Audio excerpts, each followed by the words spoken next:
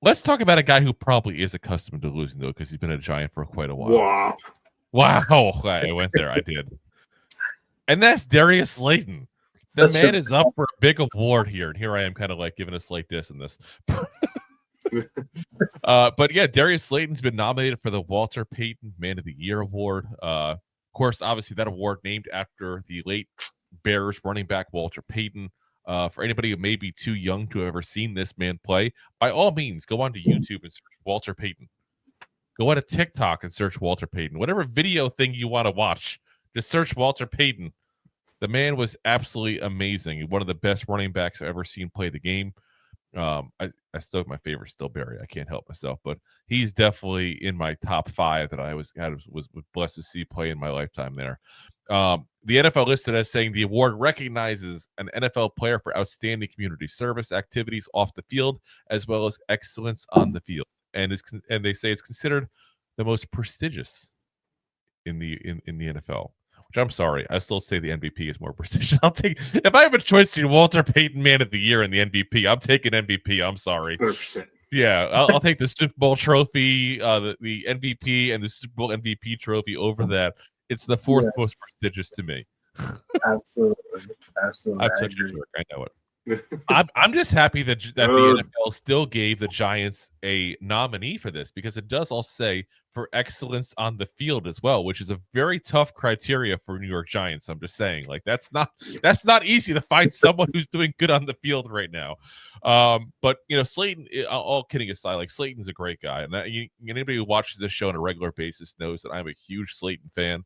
I think he is probably one of the most underrated people to ever put on the Giants uniform. All the man does is put up 700 yards receiving every single year, regardless of who the quarterback is, regardless of how many games he plays in, and just consistently does it.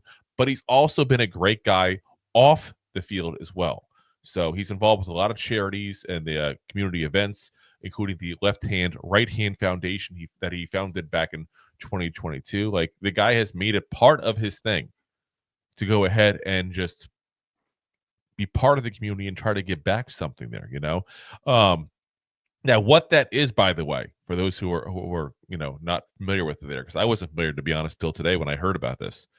It's a foundation that helps single mothers specifically, offers long-term housing and financial help, literacy coaching, career development, all kinds of stuff specifically targeting single mothers out there. So, which is as good as a cause as you can basically get, guys. So, kudos to him first off for starting a foundation like that.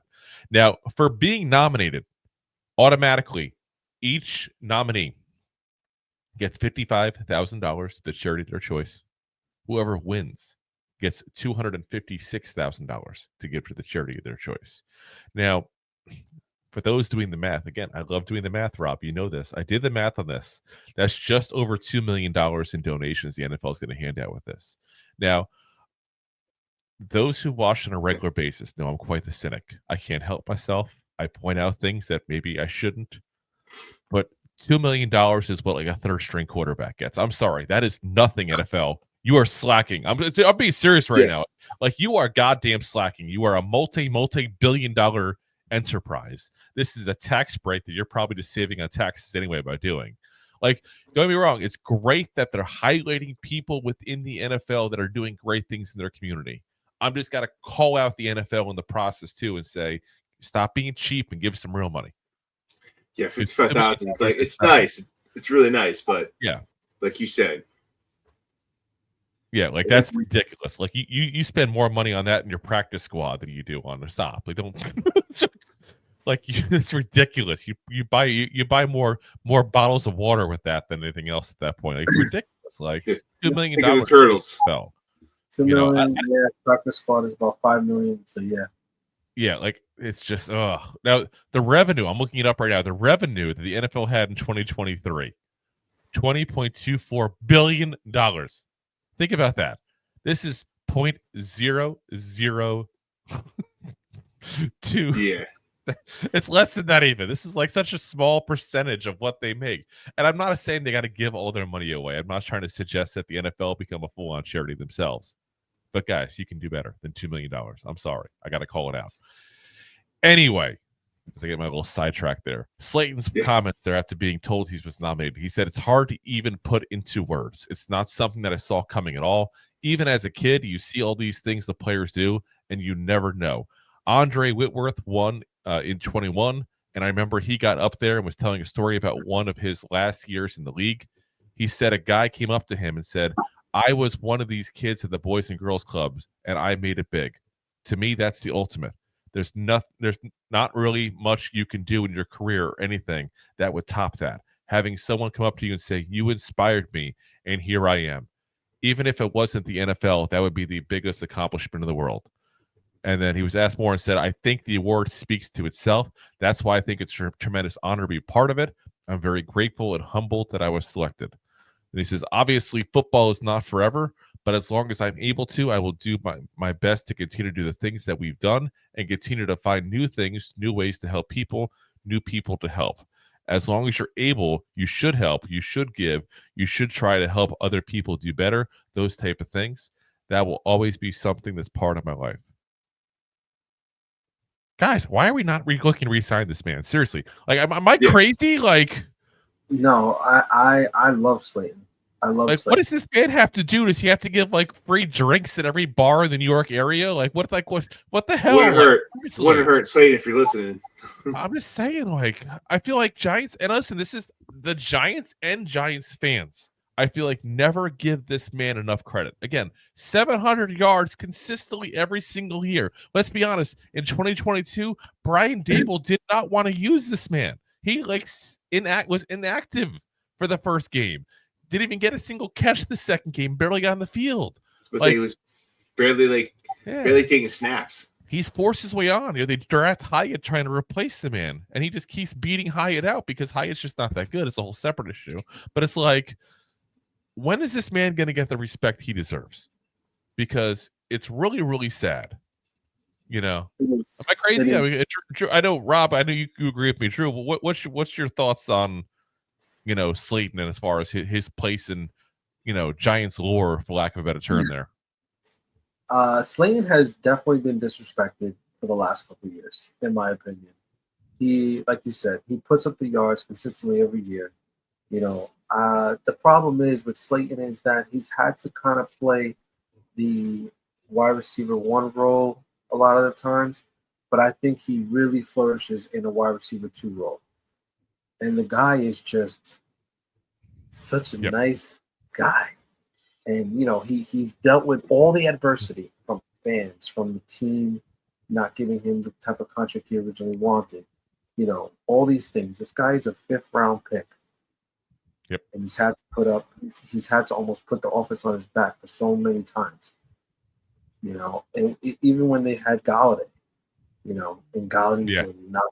They paid him all that money, and he was doing nothing. Slayton was the one that had to come in and try to put up as much as he could, just to try to carry the wide receiver group. And now he's Darius Slayton's now on a 2-year, $12 million deal. Last year. He's the last year of the contract. He's a free agent. Yeah. I mean, they talked about trading him during the season even. It's like, why would you want to get rid of this man?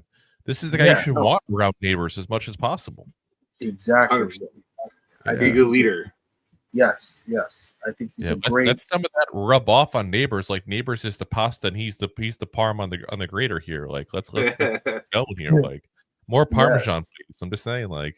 Yes. So, some people I'm hearing, Slayton's gone after next year or after this year, and I really hope that's not the case. I think that he's perfect, partner with Neighbors, not necessarily on the field, but just more as, the mentor in the wide receiver room. I think Neighbors needs somebody like him in that wide receiver room, So I hope they can work out some type of deal, and figure it out, because I think that with a new quarterback, I think that it can work with Slayton and Neighbors 1 and 2. Yeah. Now I'm going to give you guys a little stats on him. We talked about this. We talked about Slayton in the past, but things have changed now. This season's been going on. So this year alone, Darius Slayton has passed Mark Bavaro and Plaxico Burress on the all-time Giants receiving yards leaders, guys. 2 guys that are held in extremely high regard within the Giants organization. He is 294 yards away from passing Sterling Shepard, who's also, again, highly thought of in this franchise. He is 300 yards away from beating out Jeremy Shockey. He is 600 yards away from Victor Cruz, 700 yards away from Hakeem Nicks and Ike Hilliard. Like, literally, this guy, if he was one more year with us, will probably be top 6 to top 7 in the Giants' all-time receiving yards leaders, guys. That's how good he has been with this team. I know it's not all yards. There's been a lot of drops in some scenarios. You know, I'm not trying to say he's a perfect player. And like you said, Drew, he's a Robin. He's not a Batman. Yeah. It's 100% the case. But he's been a Batman that's been forced into the Nightwing role. Yep. You know, absolutely, he's ready. Work. Yeah. So, like I said, we got to put a little respect on that man's name. And I also think if he does win, I don't want him to wear that patch like Dak Prescott wore, because that just was weird looking. I'm sorry. That was like, what? 600 yards from Victor Cruz. Now that's a stat. That's what I'm saying. Like, the people are not That's understanding, I think, how good he has been for this team. I really don't think he gets that credit. Like, and he deserves to get it. Like, again, he is going to pass by the end of the year 4,000 yards with the Giants. There is only 4 people in the history of the Giants that have ever gotten to 5,000. Like, that's how close he is in with this kind of list here. And you got, of course, Amani Toomer, OBJ, Frank Gifford, and Tiki Barber, the only people that ever hit 5,000 yards. If he gets one more contract with us, he's going to hit that 5,000 yards. There's not a doubt in my mind. Barring any kind of crazy injury, knock on wood there. The Giants, you never know. Turf monster gets you. But I'm just saying, like, he deserves a little more respect. So, yeah, that's another thing. He's healthy. Yeah, he's been healthy, that's for sure. If you like that clip, then you will love the full episodes too. Find us on your favorite podcast app and look for us on all your favorite social media platforms. Thanks so much. Please, I'm begging you. Please subscribe.